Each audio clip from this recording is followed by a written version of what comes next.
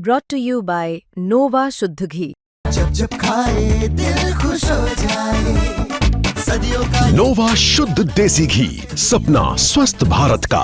I love घी। नमस्कार, बिहार तक देख रहे हैं आप और आपके साथ मैं हूं आशीष अभिनव। प्रशांत किशोर और प्रियंका गांधी की मुलाकात की चर्चा जबरदस्त है, लेकिन सवाल ये कि क्या ये मुलाकात राजनीतिक है या राजनीति से परे है।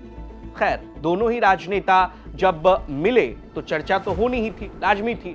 प्रशांत किशोर जनस्वराज के सूत्रधार हैं, यानी कि अब full time politician Prashant Kishor हो चुके हैं, और प्रियंका गांधी कांग्रेस की महासचिव भी हैं और वायनाड से सांसद भी हैं। लेकिन कांग्रेस पार्टी में प्रियंका गांधी का कद बड़ा है और निश्चित तौर पर प्रियंका गांधी से अगर प्रशांत किशोर की मुलाकात हो रही है, कोई बात हो रही है, तो ये कांग्रेस पार्टी और प्रशांत किशोर की बातचीत ही मानी जाएगी।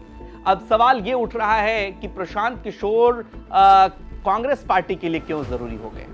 कांग्रेस पार्टी लगातार पिछले 10-12 सालों से विपक्ष में है, आप जान रहे हैं, और राज्यों में भी कांग्रेस पार्टी का जनाधार खिसकता जा रहा है। ऐसे में प्रशांत किशोर क्या कांग्रेस पार्टी के लिए वरदान साबित हो सकते हैं। हालांकि जब ये सवाल जैसे ही किसी के जहन में आता है, लोग कहते हैं कि प्रशांत किशोर खुद बिहार में एक सीट नहीं जीत पाए, लेकिन प्रशांत किशोर का एक दूसरा परिचय भी है, वो है चुनावी रणनीतिकार का परिचय। तो सवाल ये कि प्रशांत किशोर क्या कांग्रेस पार्टी के लिए चुनावी रणनीतिकार की भूमिका निभाएंगे। अब जैसे ही ये सवाल उठता है, वैसे ही ये ख्याल मन में आता है कि प्रशांत किशोर अगर चुनावी रणनीतिकार की भूमिका निभाएंगे तो क्या वो अपने पुराने काम पर वापस लौटेंगे।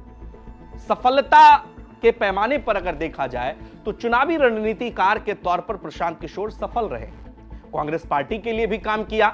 लेकिन सवाल यह कि कांग्रेस पार्टी, चूंकि आने वाले समय में कई राज्यों में चुनाव हैं, प्रशांत किशोर को सफलता बिहार में नहीं मिली और प्रशांत किशोर ने एक बयान देकर सबकी दिलचस्पी ये बढ़ा दी थी कि ज्यादा दिनों तक उन्हें किसी काम में मन नहीं लगता, तो क्या प्रशांत किशोर अपने पुराने काम पर वापस लौटेंगे। लेकिन प्रेस कॉन्फ्रेंस में जिस तरह से प्रशांत किशोर ने यह दावा किया कि बिहार छोड़कर वो कहीं नहीं जाएंगे, बिहार के जो मुद्दे हैं वो उठाते रहेंगे।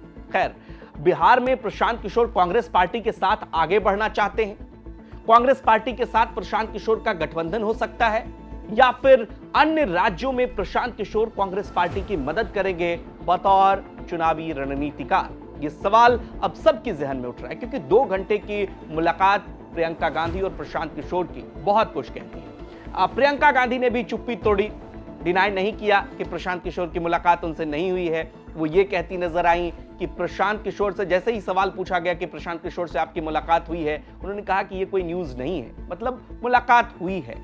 प्रियंका चाहती तो डिनाई कर सकती थी, लेकिन अब इस मुलाकात के कई मायने निकाले जा रहे हैं। राष्ट्रीय स्तर पर और राज्य की राजनीति में भी कांग्रेस पार्टी, राज्य की राजनीति में अगर आप खास करके देखें तो पिछड़ती नजर आ रही है। ऐसे में संगठन को मजबूत करने के लिए कांग्रेस पार्टी क्या प्रशांत किशोर ने जो एक बार ब्लूप्रिंट दिया था कांग्रेस पार्टी को, क्या उस तरह से कांग्रेस आगे बढ़ेगी। प्रियंका गांधी ने किन मुद्दों पर बातचीत की, इस पर दोनों ही पार्टियों की तरफ से कोई ऑफिशियल रिएक्शन तो नहीं आया है, दोनों ही पार्टी के नेता इस पर बोलने से बच रहे हैं। लेकिन यह तो तय है कि मुलाकात हुई है, और मुलाकात जब 2 नेताओं की होती है तो बात राजनीतिक ही होती है, और लंबी मुलाकात हुई है।